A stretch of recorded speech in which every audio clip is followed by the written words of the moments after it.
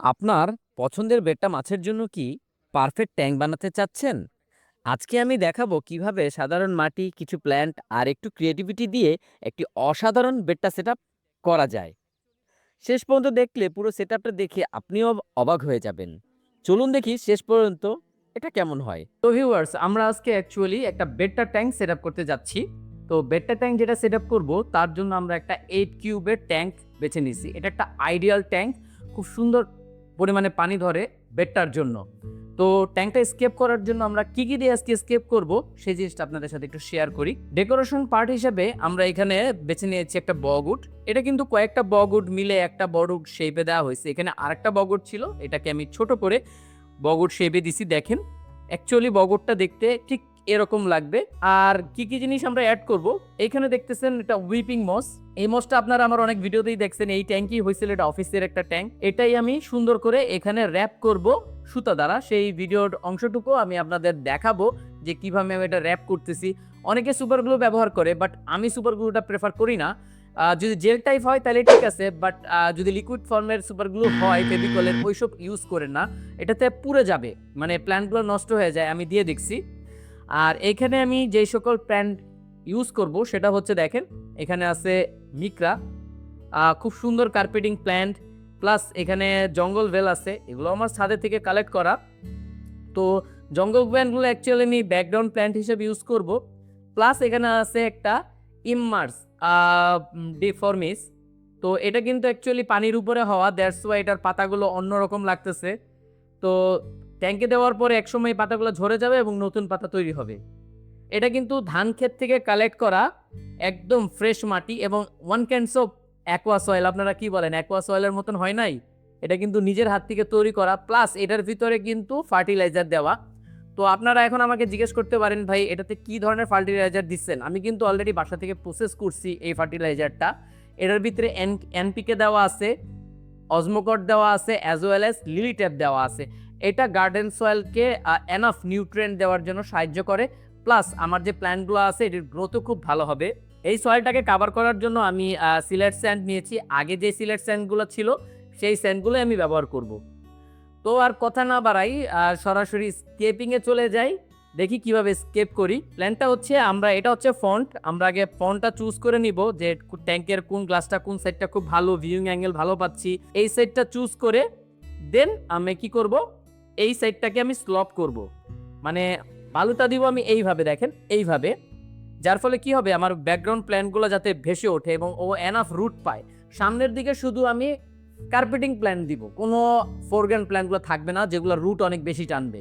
এটা হচ্ছে আমার প্ল্যান আর কি। অ্যাকচুয়ালি আপনাদের মতামত আপনারা কমেন্টস করে জানান আমার ঠিক আছে কিনা। মাটি দেওয়ার আগে যে কাজটা আমি করে নিতে চাই সেটা হচ্ছে, আমি এটাকে মস দিয়ে আগে র্যাপ করে নিতে চাচ্ছি। কারণ একটু সময় সাপেক্ষ হবে র্যাপ করা, আর মাটি দিয়ে কার্পেট করা খুব ইজি হয়ে যাবে এটাকে। সো আগে এটাকে মস দেই, তারপরে আপনাদের এটা স্কেপিং দেখাই। তো উইপিং মস আমরা কয়েকভাবে লাগাইতে পারি। সেটা হচ্ছে, আমরা সুপার গ্লু ইউজ করতে পারি, জেল টাইপ গ্লু। আমি এখানে অ্যাকচুয়ালি জেল টাইপ গ্লু ব্যবহার করছি না, এখানে আমি সুতা ইউজ করতেছি। এটার রেজাল্ট আমি খুব ভালো পাইছি। তো আসেন এটাকে আমরা র্যাপ করে দিব এইভাবে। তো এই সুতাটা পরবর্তীতে আর দেখা যাবে না। তো কালো সুতা হলে ভালো হইতো, তো কালো সুতা ছিল না আমার কাছে। তো দেখেন এই যে এইভাবে সুন্দর করে আপনারা মোড়াই দিবেন, পরবর্তীতে এটা দেখা যাবে না। তো যতটুকু পারবেন। আলহামদুলিল্লাহ, আমার একটা ডগা থেকে অনেকগুলা মস হয়েছে। আমি রিয়েলি হ্যাপি এই মসটা নিয়ে আমার। তো মসটা কিন্তু ঠান্ডা পানি পছন্দ করে, এই জিনিসটা আপনারা মাথায় রাখেন।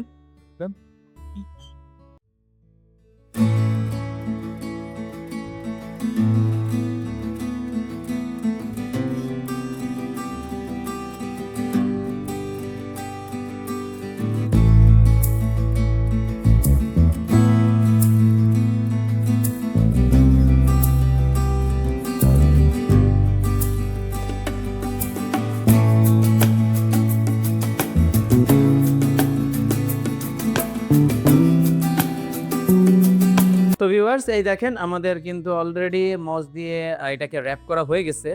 তো আপনারা কেউ ঘাবড়ায়েন না যে এখানে তো সুতাগুলো দেখা যাচ্ছে একদম অনেক। তো এই সুতাগুলোর কারণে তো আমার এই মসটা দেখতে ভালো লাগতেছে না, মজের যেই স্কেপটা। চিন্তা কোনো কারণ নাই, যখন এটা সেট হয়ে যাবে তখন মস নিজে থেকে গ্রো করবে এবং সুতাগুলোকে কাভার করে ফেলবে। আপনারা মাসখানেকের মধ্যে আশা করি আর সুতা দেখতে পারবেন না।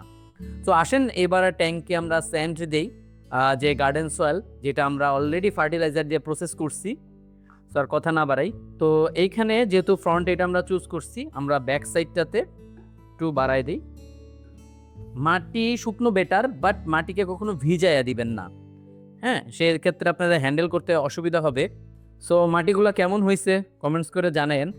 মাটি প্রসেস করাটা, মাটি কিন্তু খুব সুন্দর, মনে হচ্ছে যে আমি অ্যাকোয়া সয়েল দিচ্ছি। অলমোস্ট ডান, আমার আর মাটির প্রয়োজন হবে না আশা করি। তো এখন একটা কার্ড নিব, ব্যাংক কার্ড বা যে কার্ডই হোক আপনাদের কাছে।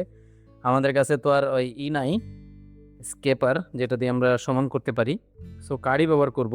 দেখতে পাচ্ছেন আমি যদি এটাকে ডাচ করি উইদাউট বক, তাইলেও কিন্তু খারাপ লাগবে না, সুন্দরই লাগবে। তো দেখাই, দেখেন আপনাদের ভিতরের শেপটা দেখাই, সাইডের কার্ভিংটা দেখাই। হ্যাঁ, আশা করি খুব সুন্দর হয়েছে মাশাল্লাহ। কমেন্টস করে জানাবেন কিন্তু অবশ্যই। তো অনেকে বলবেন যে ভাই কখন আপনি অ্যাকচুয়ালি সিলেট স্যান্ডটা দিবেন। আমি চাইলে সিলেট স্যান্ড এখনও দিয়ে নিতে পারি, আবার চাইলে পরবর্তীতেও দিতে পারি। তো বেসিক্যালি আমি সিলেট স্যান্ড বেশি একটা পছন্দ করি না, তারপরও এখানে হালকা পরিমাণে সিলেট স্যান্ড দিব।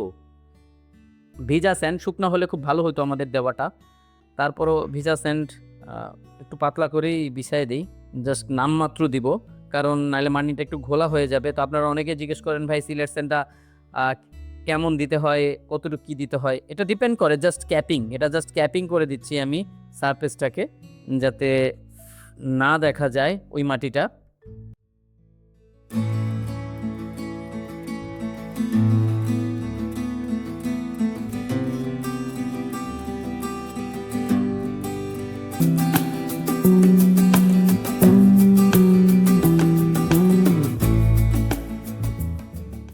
এখন অনেকে বলবেন যে ভাই কখন প্ল্যান্টটা লাগাবেন। তো আমি এখানে পানি দিয়ে ফিল করব। তো পানি দিয়ে ফিল করার পরে পানির লেভেলটাকে কমাবো, কমাইয়া দেন প্ল্যান্ট লাগাবো, এটা হচ্ছে আমার প্ল্যান। তো এই দেখেন অ্যাকচুয়ালি যদি স্ট্রিক দেখি, আমি একটু সামনে দিয়ে দেখি, নট ব্যাড। তো এখানে একটা স্টোন দিলে মনে হয় ভালো লাগতো। ফার্স্ট অফ অল আমরা যে কাজটা করে নিচ্ছি, দেখেন এখানে একটা টিস্যু দিয়ে নিচ্ছি। তো আপনারা চাইলে শপিং ব্যাগ দিতে পারেন, কাপড়ের ব্যাগ বা পলিথিন দিয়ে এর উপরে দিতে পারেন, যাতে পানিটা ডিরেক্টলি আমার সাবস্ট্রেটে হিট না করে। তারপর আমি হাত দিয়ে নিব, আমার হাতের উপরে পানিটা ফেলবো। এখন আস্তে আস্তে আস্তে মাটি তার স্ব জায়গায় বসে যাবে। সো অনেক বাবল উঠবে ধাপ টাপ টাপ টাপ করে, তো ভয়ের কিছু নাই। দেখেন ভিউয়ার্স, অলরেডি কিন্তু খুব সুন্দরভাবে অ্যাকোয়া সয়েলের মতো লাগতেছে। ডিপেন্ড করতেছে আমি কিভাবে পরবর্তীতে স্কেপ করব। দেখেন একদম ক্রিস্টাল ক্লিয়ার। এখনই দেখেন আমার কীরকম হয়েছে। তো ভিউয়ার্স, আমরা এই পাশে ডান পাশে দিয়ে দিচ্ছি, দেখেন ডিফর্মিস। আমি একটু পাতা কমাই নিচ্ছি, যাতে যতটুকু সে মাটির ভিতরে যাবে, একদম দেয়াল ঘেঁষে দিব না, একটু গ্যাপ রাখবো। তো 4 পিস ডিফর্মিস আনছি, বেশি আনি নাই, কারণ যখন বড় হবে তখন তোমাকে ট্রিম করে আবার লাগাইতে হবে। আস্তে, খুব আস্তে, একদম নিজের বাচ্চার মতন কাজ করতে হবে। সে যখন লাইট পাবে, লাইট বরাবর সে উঁচু হয়ে উঠে যাবে, সেটা নিয়ে টেনশন করেন না যে সে শুয়ে আছে কেন। মাশাআল্লাহ, ডান। এবার এক সাইডে, আরও এক সাইডে আমি জাস্ট জঙ্গল বেলগুলো দিয়ে দিব, কারণ এগুলো তো বড় হয়, জাস্ট মাটিতে দিলেই হয়। এরা কিন্তু সয়েলেও সুন্দর গ্রো করে। সো আর যদি পাই মাটি তাইলে তো হইছেই। বেশি আনি নাই, 6-7টা রাইজোম আনছি, এটা দিয়ে আশা করি হয়ে যাবে আমাদের কাজ। এই জিনিস বাড়তে এমন বাড়া শুরু করবে, লাস্টে আমি পাগল হয়ে যাব কাটা নিয়ে। আর সামনে যে ফাঁকা জায়গাটুকু দেখতেছেন, এটা আমি জাস্ট মিকরা দিয়ে সাইজ করে দিব। মিকরা লাগানো হচ্ছে সবচেয়ে প্যারাদায়ক কাজ, এটা আমার মতে। মিকরা, মন্টি কার্লো, এদের একটা নির্দিষ্ট শেপে রাখতে হয়, সাইজে রাখতে হয়। আমার যেহেতু এখানে ডগা ভালো, একটু বড় বড় রাখছি। এটা আর 2-3 দিন পরে যখন মাটি ধরে ফেলবে তখন আমি একে ট্রিম করে দিব। হয়েছে। তো ভিউয়ার্স, এ হচ্ছে সেট আপ ডান। তো এটা দেখুন পানি দিব, লাইট সেট আপ করবো, দেন আপনাদের বিরল দেখাবো কেমন হয়েছে। আর অনেকে বলবেন যে মিকরাগুলো অনেক বড় বড় করে লাগানো হয়েছে, কারণ একটু তাড়াহুড়ার মাঝখানে আসি, পরে যখন মিকরাটা মাটি ধরে ফেলবে তখন ট্রিম করে দিব। ঠিক আছে, তো আজ এতটুকুই রাখি, বিরল আপনাদের দেখাচ্ছি কেমন হয়েছে।